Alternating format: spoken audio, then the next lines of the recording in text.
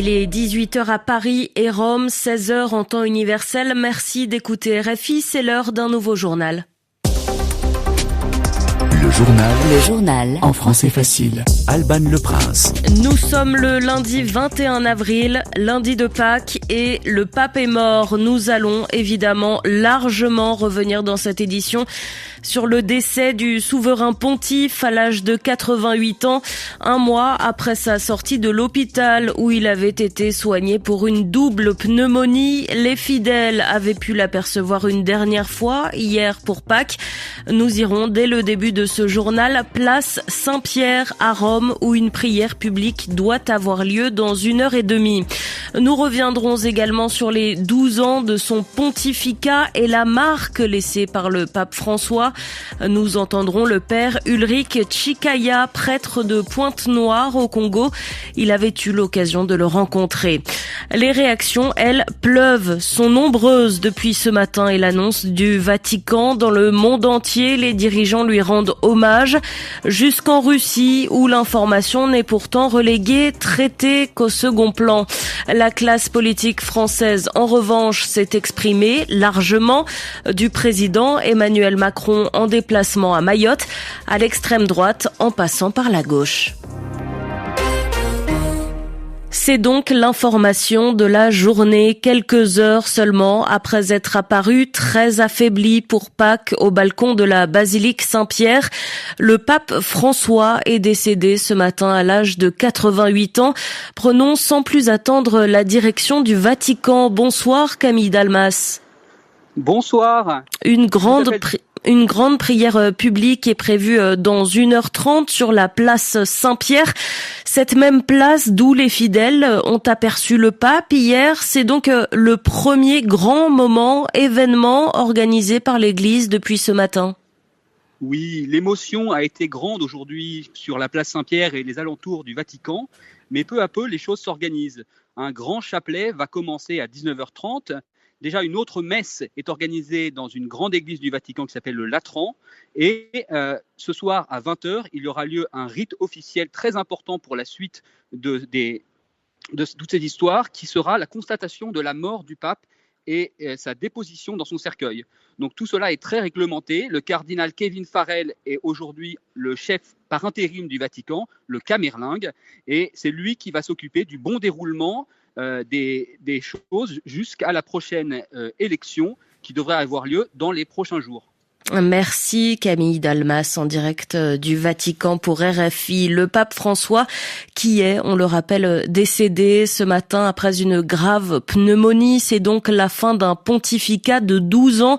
Un pontificat tourné vers les plus pauvres, les minorités, qui a évidemment marqué beaucoup de prêtres et notamment le père Ulrich Chikaya, prêtre de Pointe-Noire au Congo, de passage à Paris.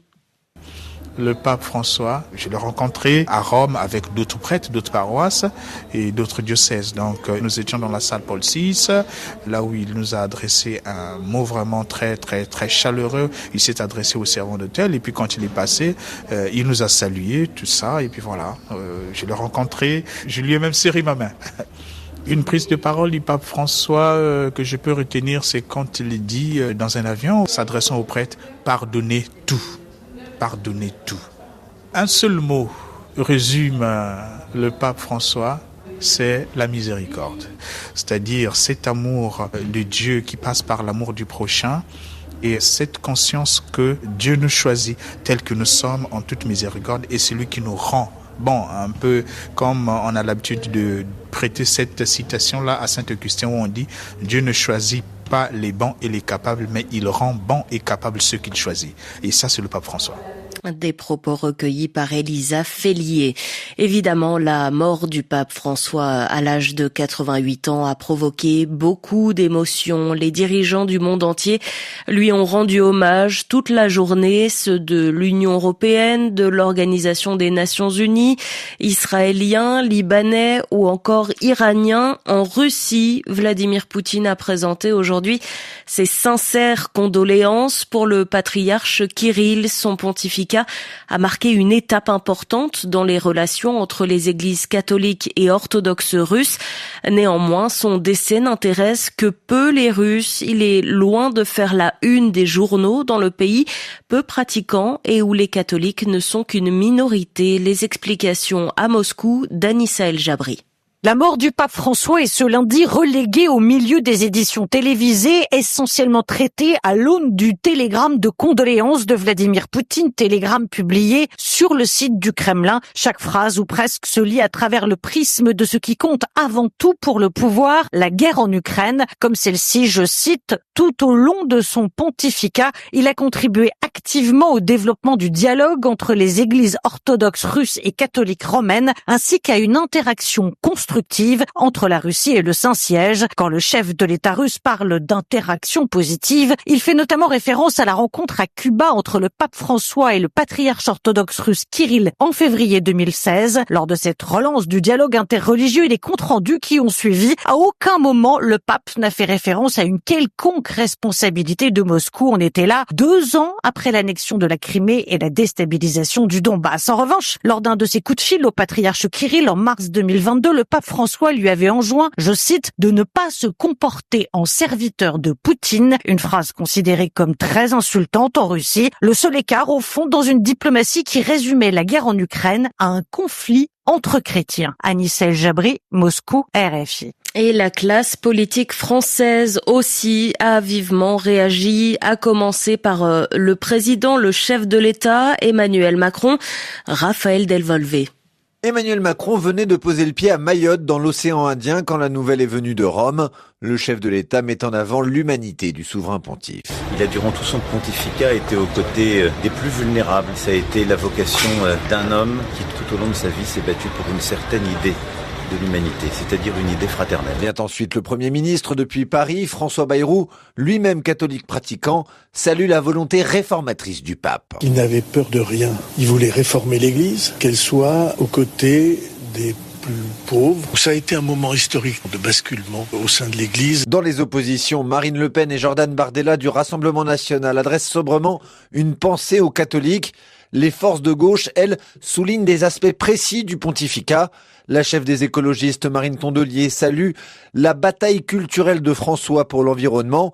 Le député Alexis Corbière, son engagement pour les migrants. François avait laissé une trace d'une église sensible à la souffrance des humbles, notamment sur la question des migrants. J'espère que celui qui le remplacera continuera sur cette même trajectoire. Le pape François, ce sont aussi des appels à cesser les conflits.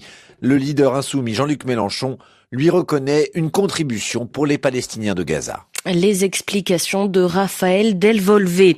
Et après la mort du pape François, ce matin, les cardinaux doivent se réunir demain pour décider de la date de ses funérailles. Elle s'organise généralement entre le 4e et le 6e jour après le décès et devrait donc avoir lieu ce week-end. En attendant, sa dépouille sera exposée dans la basilique Saint-Pierre à partir de mercredi. Notez également que la canonisation, le fait de nommer quelqu'un comme saint de Carlo Acutis, qui était prévu dimanche, a donc finalement été reporté. Carlo Acutis, reconnu pour son souci des autres et sa grande piété, décédé d'une leucémie en 2006 à l'âge de 15 ans. Très doué avec Internet, il avait créé une exposition numérique sur les miracles eucharistiques.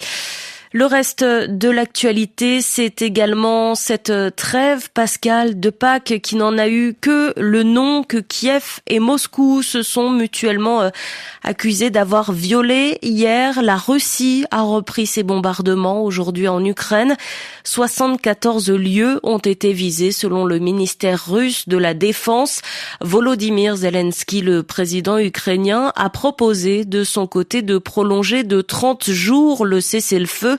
Une offre que Vladimir Poutine, son homologue russe, va analyser, étudier. Il a indiqué cet après-midi que des discussions bilatérales, c'est-à-dire entre les deux pays, pourront avoir lieu. C'est dans ce contexte que Donald Trump, le président américain, lui, a dit dans un message posté sur ses réseaux sociaux espérer un accord dans la semaine entre l'Ukraine et la Russie. Il est 16h09 en temps universel.